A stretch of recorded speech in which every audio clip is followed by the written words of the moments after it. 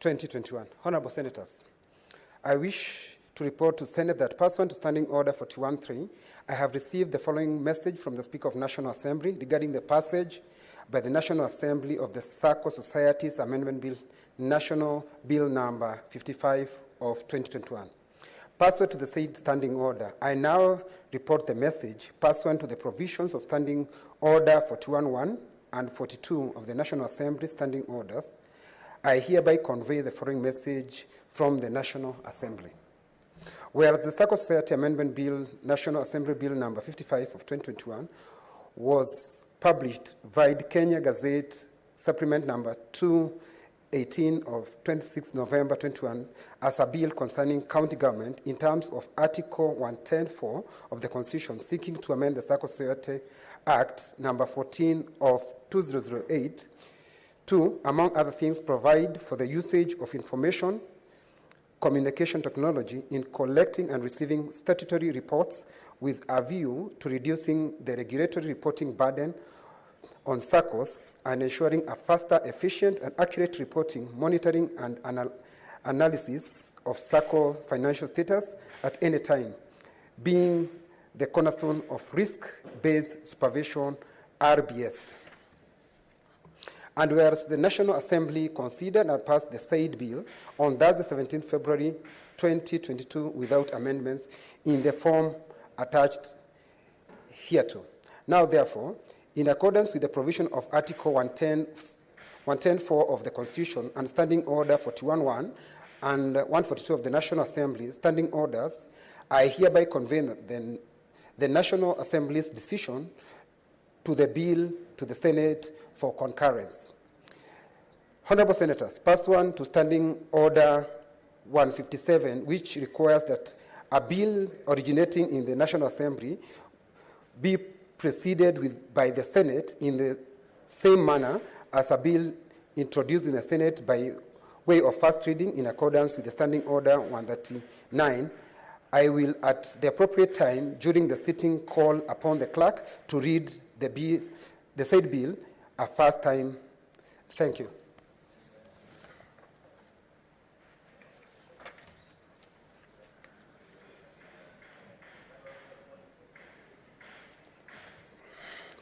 Honorable Senators,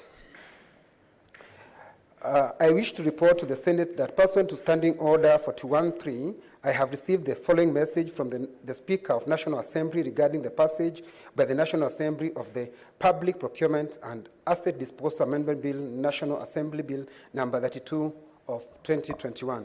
Pursuant to the same standing order, I now report the message pursuant to the provision of Standing Order 41.1 and 142 of the National Assembly Standing Orders, I hereby convey the following message from the National Assembly. Whereas the Public Procurement and Asset Disposal Amendment Bill, National Assembly Bill number 32 of 2021, was published via Kenya Gazette Supplement number 121 of 11 June 2021 as a bill to proposing to amend the Public Procurement and Asset Disposal Act to address the challenges faced by procurement entities in implementing the Act, including the multiple award of contracts. And whereas the National Assembly considered the said bill on Thursday 17, 2022 and passed it on Tuesday 22nd February 2022 with amendments in the form attached hereto.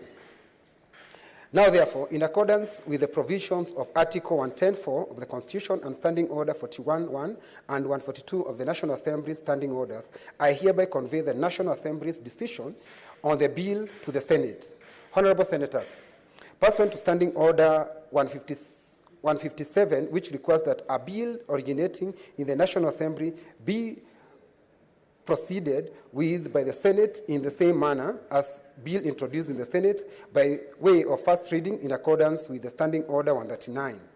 I will, at the appropriate time during the sitting, call upon the clerk to read the said bill a first time. I thank you. Honorable Senators, I wish to report to the Senate that pursuant to Standing Order 41.3 and 4, I have received the following message from the Speaker of National Assembly regarding the passage of the Sustained Waste Management Bill, National Assembly Bill number 22 of 2021. Pursuant to the said standing order, I now report the message. Pursuant to the provisions of Standing Order 41.1 and 142 of the National Assembly Standing Order, I hereby convey the following message from the National Assembly. Whereas the Sustained Waste Management Bill, National Assembly Bill number 22 of 2021, was published via Kenya Gazette Supplement number 92 of 12th May 2021 as a bill to establish the legal and institutional framework for the sustainable management of wastes, ensure the realization of the constitutional provisions on the right to a clean and healthy environment and for connected purposes. And whereas the National Assembly considered and passed the said bill on Wednesday, 23rd February 2022 with amendments in the form attached hereto. Now, therefore, in accordance with the provisions of Article 110.4 of the Constitution and Standing Order 41.1 and 142 of the National Assembly Standing Orders, I hereby convey the said decision of the National Assembly to the Senate. Honorable Senators, pursuant to Standing Order 157, which requires that a bill originating in the National Assembly be proceeded with by the Senate in the same manner as bill introduced in the Senate by way of first reading in accordance with the Standing Order 139. I will at appropriate time during the sitting call upon the clerk to read the said bill a first time. I thank you. Honorable Senators, I wish to report to the Senate that pursuant to Standing Order 41.3 and 4, I have received the following message from the Speaker of National Assembly, leading the message of National Disaster Management Authority Bill, National Assembly Bill number 10 of 2019. Pursuant to standing orders, I now report the message. Pursuant to the provision of Standing Order 41.1 and 142 of the National Assembly Standing Orders, I hereby convey the following message from the National Assembly.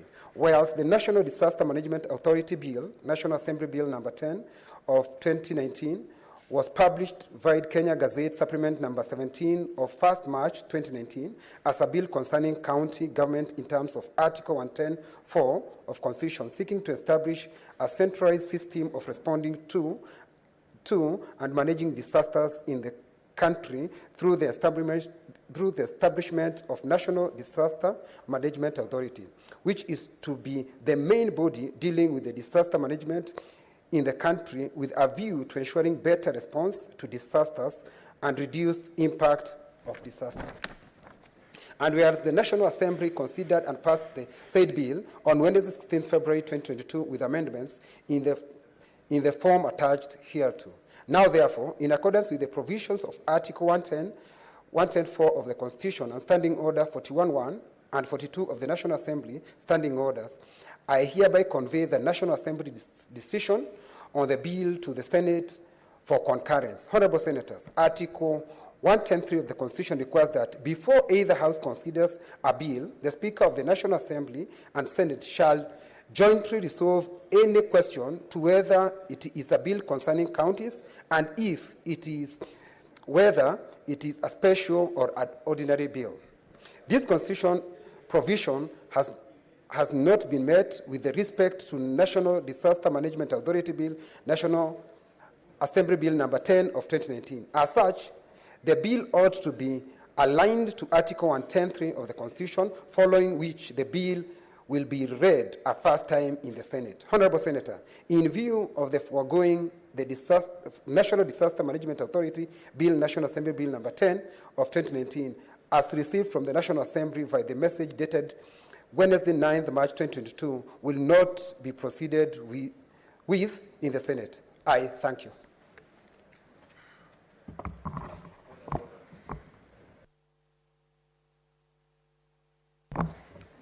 What is out of order, Senator Sakaja? Fine. Mr. Speaker, thank you for that decision and that communication. Mr. Speaker, the National Disaster Management Authority Bill, if you look at its history, initially originated from this House.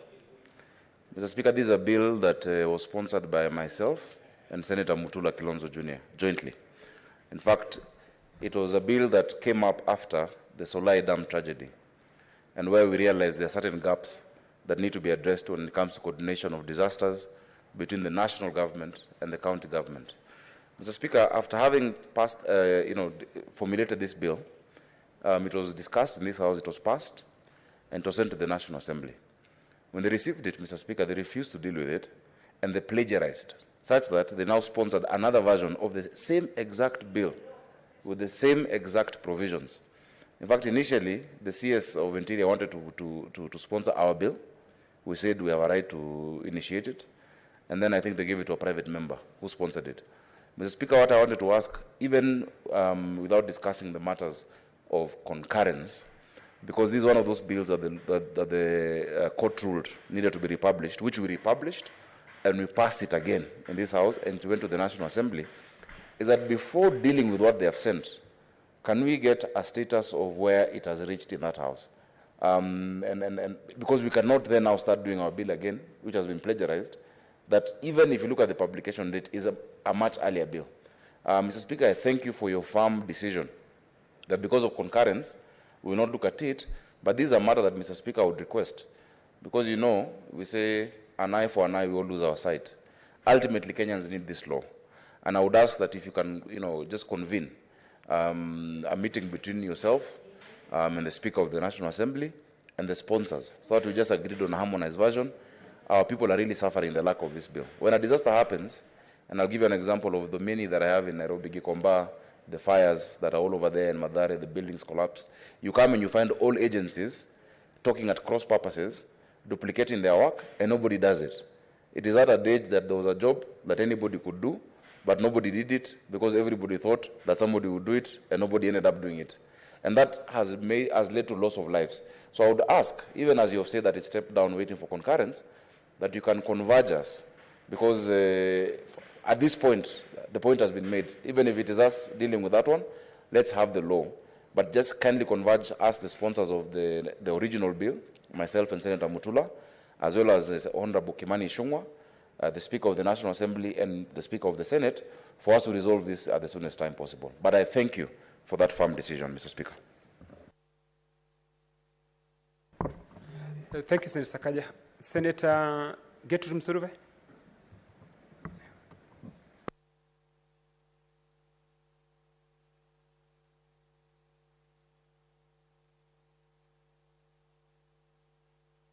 You have made on the floor of this House, and Honorable Speaker, reading the bills for the first time is essential and important so that they go to the next stage.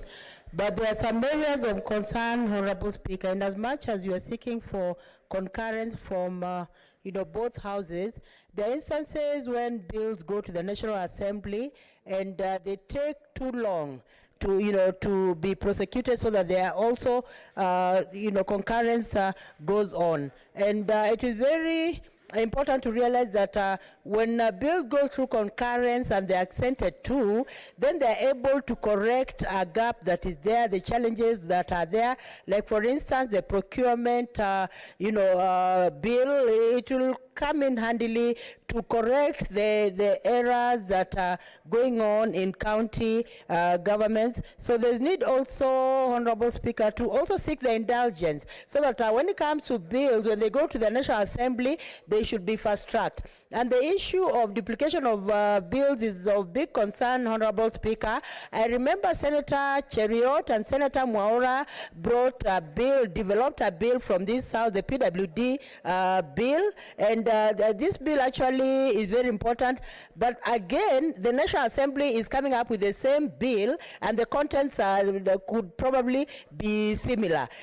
There's a bill also we developed with the Senator Professor Professor Kamar on special education that is really progressing well. But I hear from here say that the National Assembly also has such a similar bill with sometimes when you look at the content they may be similar. So they need to also see how to sort out such issues before before they are brought to this house, so that if there is a similar bill from the National Assembly and the Senate, they need to sit down and see how to merge. But the sponsors of the bills should not, their credit should not come down because of such issues, Honorable Speaker, because I know legislators spend sleepless nights working on bills. So when they are eventually developed, they should actually get the credit that they deserve. Thank you, Honorable Speaker, for your communication. Thank you. Senator Sakajan, Senator Getrum Suruve, I heard you. There are many pending issues in terms of bills which have gone to court, and all what I would want to say is that I want to assure you that our substantive speaker will have discussion with his colleague in the National Assembly so that these issues can be sought amicably. I thank you.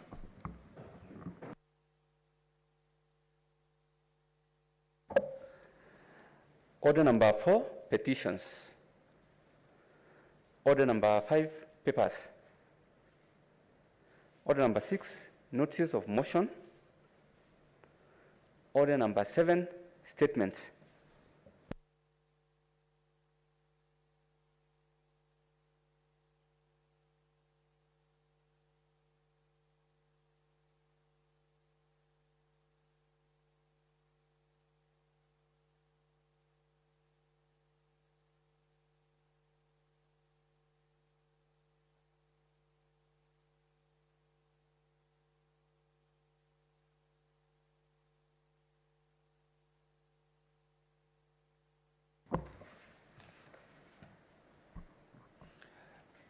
Senator Mwaura.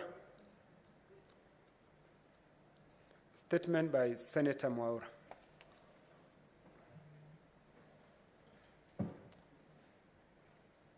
Senator Mwaura is online. I am here. I'm here. I'm online. Okay. I'm online. Proceed, Senator Mwaura, with your statement. Thank you. Thank you. I rise pursuant to standing order number 48-1 to seek a statement from the Standing Committee on Energy on the circumstances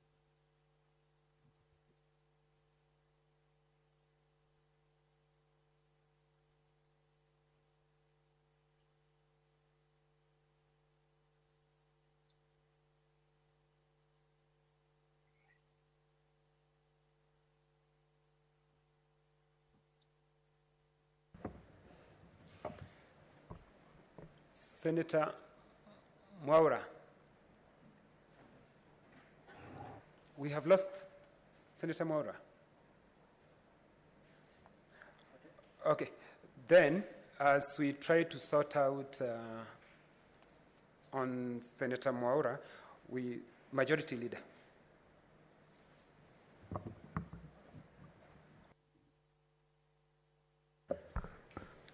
Thank you, Mr. Speaker. Pursuant to Standing Order 52-1, I hereby present to the Senate the business of the House for the week commencing Tuesday, 22nd March 2022. Mr. Speaker, as we proceed on a short recess from tomorrow, 11 March 2022, until Monday, 21st March 2022, I wish to commend committees and senators for the commitment that they have shown in processing business before the respective committees of the Senate. Increasingly, more reports on various legislative business have been tabled in the Senate. This notwithstanding, there is need for respective senators to monitor business that they are sponsoring that is listed in the order paper in order to avail themselves to prosecute it when scheduled. Mr. Speaker, on Tuesday, 22nd March 2022, the Senate will consider business that will not be concluded from today's order paper, as well as business indicated in the notice paper that has been annexed to the order paper for today.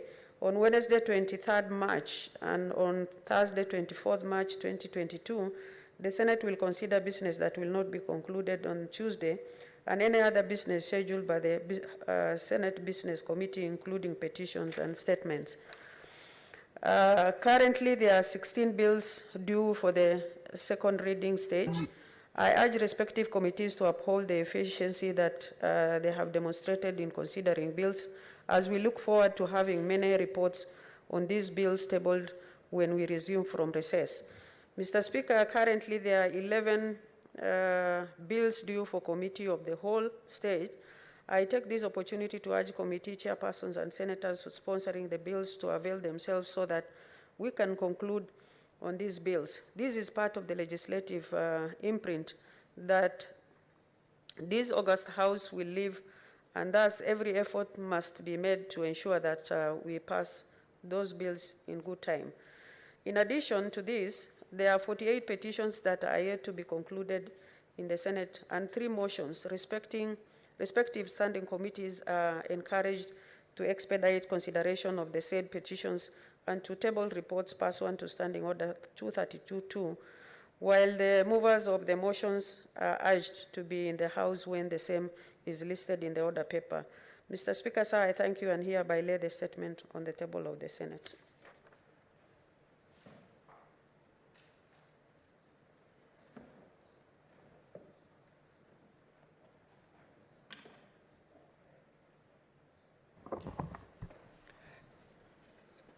Senator Mwaura.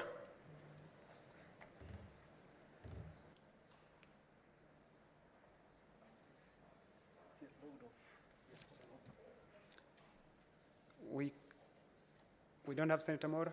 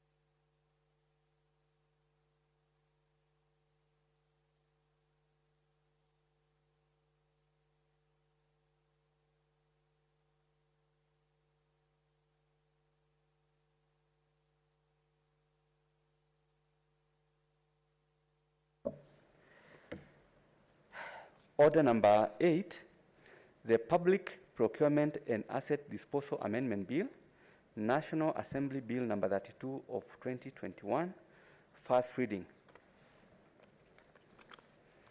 A bill for an act of Parliament to amend the Public Procurement and Asset Disposal Act and for connected purposes. Next order. Order number 9, the Sacco Societies Amendment Bill, National Assembly Bill number 55 of 2021, first reading.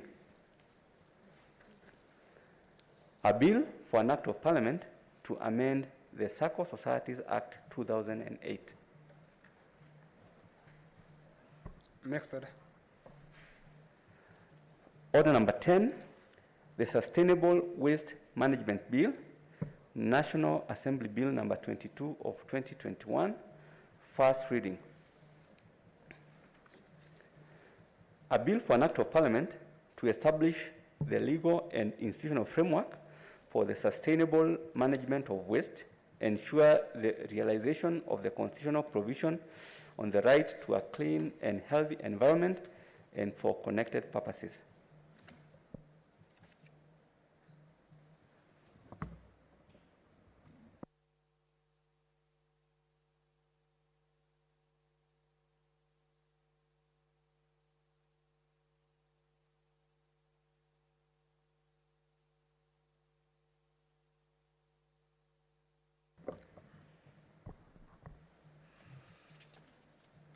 Honorable Senators, for the convenience of the House, I want to reorganize the order paper, and we go to order number 26.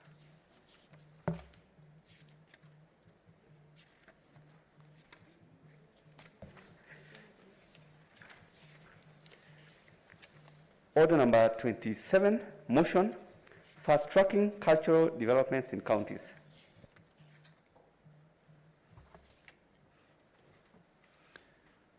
Mover, Senator Kasanga.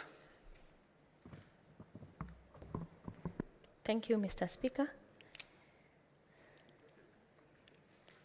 Mr. Speaker, I beg to move the motion that whereas Kenya is a multi-ethnic and multiracial country with rich and diverse cultural resources such as traditional medicine and food, arts, craft, music, dances, dress, among others, aware that the Constitution in its preamble acknowledges the cultural diversity of the Kenyan people who are determined to live in peace and unity as one indivisible sovereign nation, whilst Article 11 of the Kenyan Constitution recognizes culture as the foundation of the nation, noting that while the Department of Culture under the Ministry of Sports, Culture and Heritage has been playing some of the key roles in promotion of cultural integration, formulation of policies and standards that will guide the development of culture, little information has been available to the Kenyan public. Acknowledging that culture performs a significant role in the life of a child, the cultural background in which a child is brought up affects the totality of his or her life's activities. Concerned that our children are losing their sense of identity due to negative influences, due to inadequate cultural identity, catalyzed by globalization, which has led to catastrophic consequences to the next generation, as experienced in our country, where a majority of the young people are showing symptoms of feeling suicidal, anxious, feeling of hopelessness, anger, violence, feeling isolated, and paranoia. Now, therefore, the state urges the Cabinet Secretary, Ministry of Sports, Culture and Heritage to 1, formulate cultural development policies and initiatives to inculcate stronger community values, safeguard Kenya's heritage, recognize local heroes, and promote sociocultural opportunities in the counties, and B, formulate strategies to create an enabling environment for protection and promotion of diversity of cultural expressions in all counties. Mr. Speaker, this motion, even as I read, really does speak for itself. And there is need almost to reset ourselves and go back to the basics, sometimes when you look at what is happening in our society. Today, I was very privileged to have a panel session at the People's Dialogue, and I have to really thank our very own Senator Halake for her leadership at the CMD. You've done very well. In fact, today, your CEO was saying how happy a CEO he is under your guidance and leadership. And, you know, it was a very interesting dialogue where you mix the leaders and stakeholders and the people and have critical conversations. And of course, as usual, I'm called to speak on anything mental health. And one of the things that came out, and this came out from the people themselves, and they said, why are we always asking government, what have you not done, what have you not done? Why not seek first the solutions from ourselves as a people? What are we doing as a people? What are we doing about the community values we used to have a long time ago that we all grew up with? Probably our, you know, the previous generation is aware of the community values we used to have.